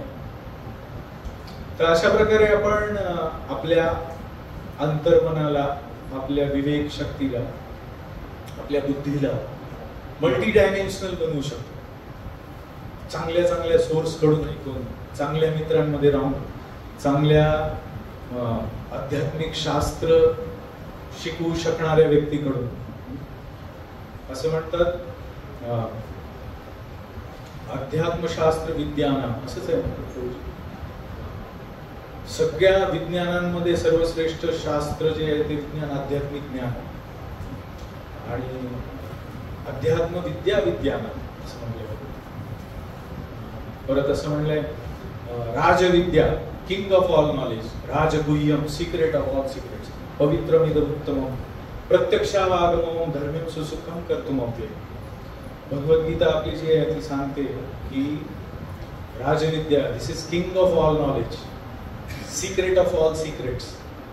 असं म्हणतो ना, सिक्रेट आहे बघ कोणाला सांगू, सिक्रेट असं सहजासहजी मिळत नाही. राजविद्या, पवित्रम, देयर इज नो चीटिंग, उत्तमम, very absolute knowledge, very powerful knowledge, the knowledge that can give you whole perspective of everything, thorough knowledge beyond darkness of illusion. उत्तमम, प्रत्यक्षावागमम, डायरेक्टली परसिवेबल. मी तुम्हाला म्हणत होतो ना, आम्ही अनुभवातून गेलोय, तुमच्यापैकीच एक आम्ही आहोत आणि आम्ही अनुभवातून गेलो आणि हळूहळू शिकलो, आणि आज आम्हाला दिसतंय की जे पूर्वी आम्ही पाहिलंय त्याची सत्यता, त्या प्रिन्सिपलची आज कशी काय सत्यात उतरली. सो दॅट इज प्रत्यक्षावागम, प्रत्यक्ष अनुभव होणे गोष्टीचा, किंवा विज्ञान म्हणून. ज्ञान विज्ञान सहितम यज्ञात्वा मोक्षसे अशुभात. ते ज्ञान आणि विज्ञान ज्यामुळे सर्व अशुभ गोष्टी तुमच्या जीवनातल्या, all undesirable unwanted things will vanish. So I think I should stop here, and I am really glad that all of you heard this attentively, and I hope you liked it and it will help you in your life. And I am very glad that Madan Gopal Prabhu is also here, and you have such value-based education system here. And as I said, Rajavidya, king of all knowledge. You may get so many books, but it is very difficult to read all of them. You always need essence of everything. 10 मिनिटात मला सगळे फॉर्म्युले सांगा परीक्षेच्या आधी, just रट्टा मारतो, जाऊन बसतो. मी करायचं असं. मला जर फॉर्म्युले लक्षात राहायचे नाहीत ना, मी काय, मला सवय अशी होती गणित सोडवताना की ट्रिग्नोमेट्रीचे सगळे फॉर्म्युले लक्षात नाही ठेवायचे, बेसिक ठेवायचे लक्षात आणि नंतर तिथे डिराईव्ह करायचे. मग तो फॉर्म्युला डिराईव्ह करून तिथे वापरायचा, कारण मला रट्टा मारायला आवडायचं नाही, सगळं नीट समजून घ्यायला आवडायचं. तर असं जे बेसिक फॉर्म्युले जे आहेत ना, त्यातून तुम्ही सगळं डिराईव्ह करू शकता विस्डम. ते फॉर्म्युले हे आपल्या सनातन वैदिक संस्कृतीमध्ये भगवद्गीतेसारख्या पुस्तकात आहे. तर भागवत धर्म पण म्हणतो आपण, भगवद्गीता. तर या धर्मावर आधारित असं जीवन जगणारी व्यक्ती ही तुम्हाला खरोखरच चांगलं ज्ञान देऊ शकते, प्युअर शुद्ध ज्ञान देऊ शकते. एखादा दारुडा आहे, तो म्हणतो दारू पीत जाऊ नको रे. तुम्हाला काय वाटेल, अरे काय हा स्वतःच पितो आणि दुसऱ्यांना सांगतोय, कोणी ऐकणार नाही रिस्पेक्टफुल. म्हणून 2 गोष्टी सांगून मी थांबवतो महत्वाच्या. एक, तुम्हाला pure source of knowledge taught by a pure person, ही गोष्ट फार महत्वाची. ती सहज साध्य नाहीये, ती फार दुर्मिळ आहे. खूप कमी लोकांचं असं भाग्य असतं की त्याला pure source of knowledge and pure teacher दोघे मिळतात. And I can assure you that I got it here in Patu. Madan Gopal Prabhu is one such ideal example, and I am largely helped by him in building my own personality. So you have that. दुसरं असं आहे की इच्छा असतात आपल्याला सगळ्या चांगल्या, पण त्याप्रमाणे वागण्यासाठी एक शक्ती लागते. नुसती इच्छा करून उपयोग होत नाही. मला सकाळी 4:30ला उठणं फार हेल्थसाठी चांगलं आहे आणि फार तिथे त्यावेळी बुद्धी प्रखर होते, प्रकाशित होते आणि सत्वगुणाचा प्रभाव असतो. जे वाचाल ते मस्त लक्षात राहतं. पण किती जण 4:30ला उठू शकतात? फार कमी जण. कारण प्रकृतीचे काही असे फोर्सेस आहेत, त्या फोर्सेसला समजून घेऊन आपल्याला तशी लाईफस्टाईल हळूहळू डेव्हलप केल्यावरच ती शक्ती आपल्यामध्ये प्रकट होते. त्यामुळे pure teacher, pure teachings, pure teacher and pure following, all of them, 3 of them, if they are combined together, then you can do miracles in life. Miracles will happen in life, and slowly but steadily, even if you feel you may not be powerful enough, you will gradually achieve that state of a very powerful future with strong intellect, heart, and spirit of success. Thank you. Thank you very much.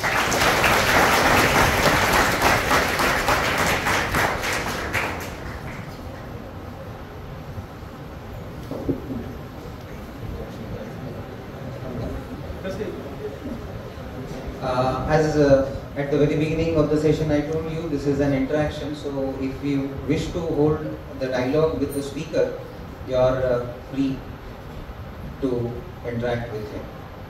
If you have anything to share, speak, ask. Or if you feel shy, you can come offline also. Yes.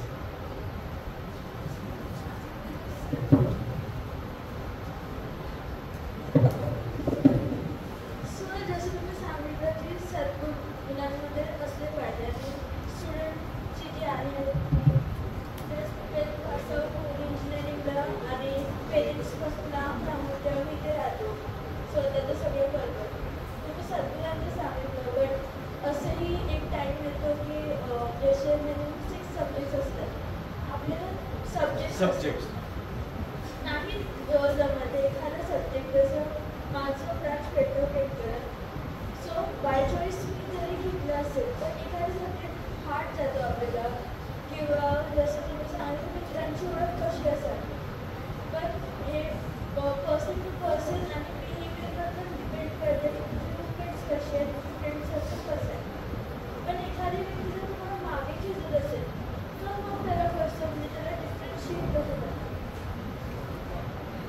समजला का प्रश्न? You could understand the question? She is asking, we are here away from home and we have so many subjects, especially in first year. It's a pressure game because you are changing from 12th to engineering degree first year. In fact, ATKT बऱ्याच होते आमच्या वेळी, पण आता आहेत का माहिती नाही. प्रेशर असतं याचं, अभ्यासाचं प्रेशर असतं. Then she also said there are certain tough subjects which are very difficult to crack for a certain person. For some person, one subject 1 is difficult, person 2 subject 2 is difficult. So like that difficulty is also there. And then there are some who are dragging you behind, dragging you down. So how to handle this pressure, fear, and friends? How to handle them practically? So one thing is, you yourself should never be too much afraid of anything. That should become your inner this thing. Because everything that you do can be done step by step. बऱ्याच वेळा काय होतं, we take everything extreme. First हे असतं की माझा दुराग्रह असतो मनामध्ये कुठेतरी की हा सब्जेक्ट अवघडच आहे, हे मनानेच मानलेलं असतं. मन असं काही सिच्युएशन क्रिएट करतं की तुम्हाला असं वाटतं. मनाचं जे फंक्शन असतं ते काय, थिंकिंग, फिलिंग, विलिंग. थिंकिंग म्हणजे विचार करणे, फिलिंग म्हणजे अनुभव करणे, चांगलं, वाईट, भयानक, छान, सुंदर, कुरूप, किंवा आता भीती असणार आणि एकदम स्मूथ, छान. हे सगळे मनाच्या क्रिया आहेत, मनामध्ये असतात. आणि मन हे आपल्या जुन्या अनुभवांवर कार्य करत असतं. म्हणजे मला कधीतरी पूर्वी फार ते अवघड गेलं म्हणून आता पण मला ते कायम अवघड जाणार, मला येतच नाही ते, असं वाटणे, हे मनाचे खेळ आहेत, मनाची भीती आहे. जसं मनामध्ये स्वप्न दिसतंय, स्वप्न काय मनाचा खेळ असतो ना. स्वप्न खरं असतं का? स्वप्नामध्ये मी बघितलं एक मोठा वाघ माझ्या मागे लागला, किंवा मी परीक्षेला जात होतो आणि परीक्षाच मिस झाली माझी, असं पण स्वप्न पडतं ना. कधी कधी असं होतं, अरे मला जायचं होतं इम्पॉर्टंट ठिकाणी आणि मी ट्रेन मध्ये बसलो होतो आणि काहीतरी पाणी प्यायला ट्रेन मधून उतरलो आणि ट्रेन निघून गेली. स्वप्नात दिसतं असं काही, आणि खूप घाबरतो माणूस. उठल्यावरही घाबरलेलाच असतो थोडा. नंतर जेव्हा त्याला कळतं अरे मी स्वप्नात होतो आणि ते काही खरं नाहीये, तेव्हा तो मग थोडासा शांत होतो. त्याप्रमाणे मानसिक स्तरावर आपल्याला खूप शक्ती आहेत वेगवेगळ्या. प्रभूजी तुम्हाला कदाचित सांगतील त्याचे वेगळे, त्याचं एक विज्ञानच वेगळं आहे मनाचं. 6व्या अध्यायात पण भगवद्गीतेच्या त्याविषयी दिले की मनाला आपण कसं नियंत्रित करू शकतो. आणि मनाचंच फिलिंग म्हणजे भय ही एक फिलिंग आहे. तर त्या भयातून बाहेर काढण्यासाठी त्याला एम्पॉवरमेंट द्यावी लागते मनाला. कधी कधी मनः त्रायते इति मंत्र, मंत्र शक्तीने सुद्धा व्यक्ती भयातून बाहेर येऊ शकतो. म्हणून आपल्याकडे स्तोत्र, मंत्र वगैरे असतात. तो सूक्ष्म उपाय. पण बुद्धीच्या थिंकिंग प्रोसेस मध्ये विचार केला तर आपण साध्या साध्या काही गोष्टी करू शकतो. एक म्हणजे खूप भीती बाळगून राहणे, हे टाळलं पाहिजे. मला जमणारच नाही, येणारच नाही, असं बऱ्याच वेळा असतं. तुम्ही बघा एखाद्या सब्जेक्ट बद्दल असं आपलं मन सांगून ठेवतं की मला हे जमणारच नाही, कितीतरी केलं तरी मला जमणार नाही. पण तसं काही नाहीये. आपण आपल्या बुद्धिमत्तेच्या अगदी 2%, 3% सुद्धा बुद्धिमत्ता वापरत नाही. हे सत्य आहे. म्हणजे विज्ञानाने सांगितलेले आपल्यामध्ये एवढी बुद्धिमत्ता आणि मनाचं सामर्थ्य असतं की आपण त्याचे 2-3% पण वापरत नाही. म्हणून आपण जर ते निगेटिव्हिटीच्या झोन मध्ये राहिलो, भयाच्या झोन मध्ये राहिलो, झटकून उठायचं आहे आपल्याला.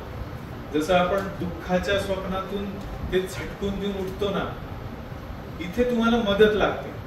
बऱ्याच वेळा काय, बाजूला कोणी व्यक्ती असतो, तो बघतो की अरे हा घाबरलेला दिसतोय स्वप्नात, उठो उठो, अरे उठो, घाबरू नको, ते स्वप्न आहे, असं सांगतात. तसं तुम्हाला ते तिथे तुम्हाला खाली खेचणारा मित्र नको.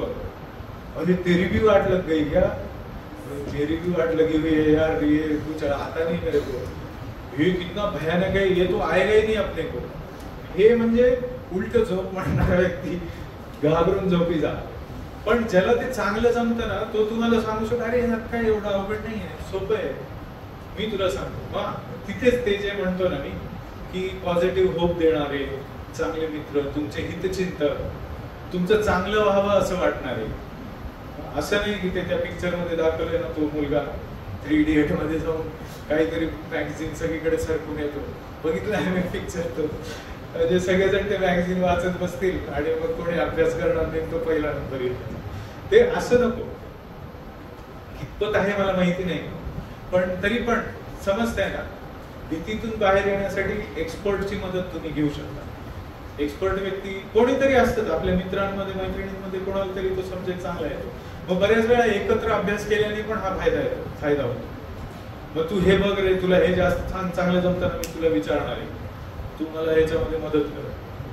दुसरं हे मरगळ, भीती, दुःख, बर्डन, ताण, अँझायटी, स्ट्रेस, डिप्रेशन, ह्या सगळ्या गोष्टी सुद्धा संकुचित करतात आपल्या बुद्धीला. आणि मग माणूस घाबरला की त्याची बुद्धी चालत नाही. होतं ना असं, घाबरला की काही कळत नाही काय करावं काय नाही. आणि त्यात जर का भीतीदायक विषय असेल आणि परीक्षा आली 2 दिवसावर, की मग तर ते काय वाचते ते काहीच समजत नाही. असं होतं बऱ्याच. त्यामुळे फिअर इज इनहिबिटिंग अस.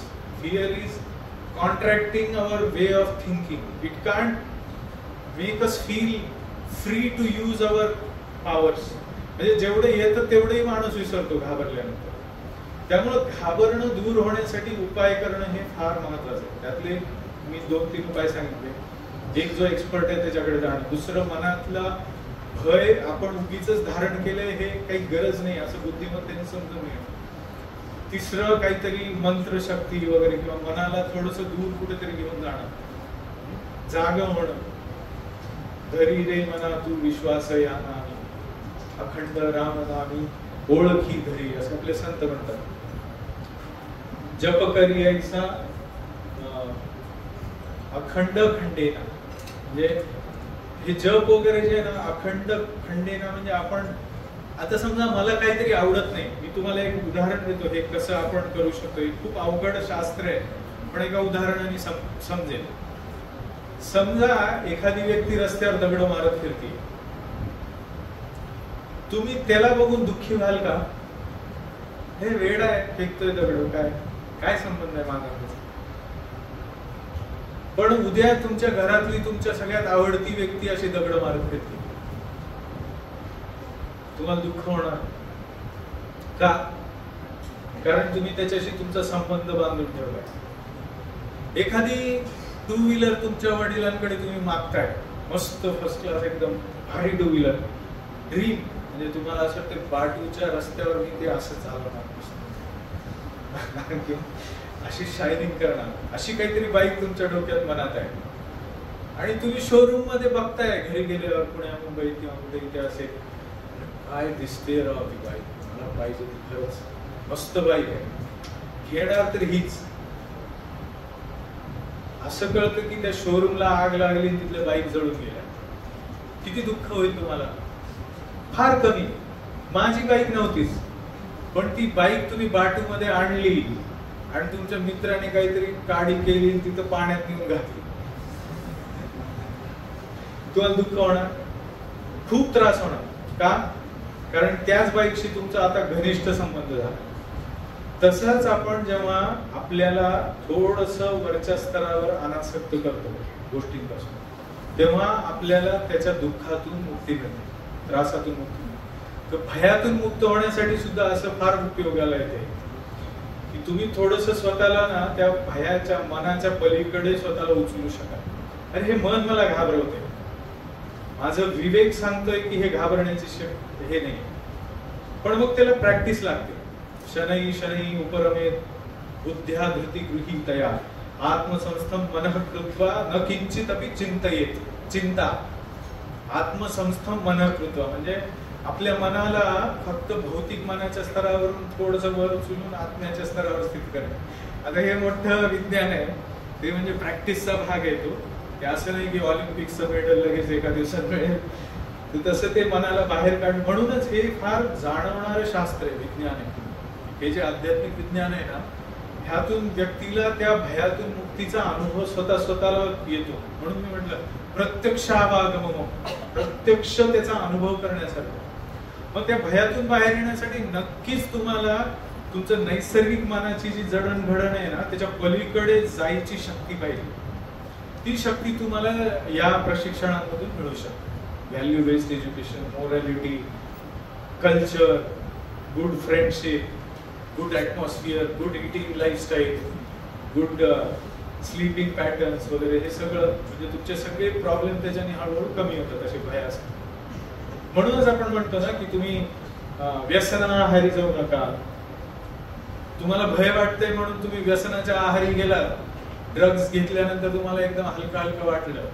असं होतं. मेडिकल स्टुडंट्स मी कितीतरी ओळखतो, त्यांना त्यांच्या काळामध्ये जेव्हा मेडिकलची डिग्री हवी होती तेव्हा त्यांना इतका ताण असायचा ते औषधाचे नाव आणि रोगांचे नाव पाठ करायचे, म्हणजे ते फार कॅपॅसिटीच्या बाहेर चाललं की त्यांना माहिती असायचं हे असं काहीतरी इंजेक्शन आहे, त्याच्यातून ताण कमी होतो, ह्याच्यातून काहीतरी भीती कमी होते. मग ते घेतलं की मग त्यांना हा शांत, आता मी निर्भय झालो. परंतु त्या मुलांना त्याच्यानंतर त्याचा प्रभाव उतरल्यानंतर डबल भीती वाटायला लागायची. म्हणून हे असले आर्टिफिशियल उपाय, म्हणून ते तुम्हाला सांगितलं ना, चांगला मित्र म्हणजे तुम्हाला ड्रग्ज काय ते दारू पीत जाईल सगळं विसर असं म्हणणार असेल तर तुमचं सगळं संपलं. त्यामुळे चांगल्या लोकांची संगत. ठीक आहे, फार मोठं उत्तर झालं का? ठीक आहे, थांबायचं. नंतर भेटू.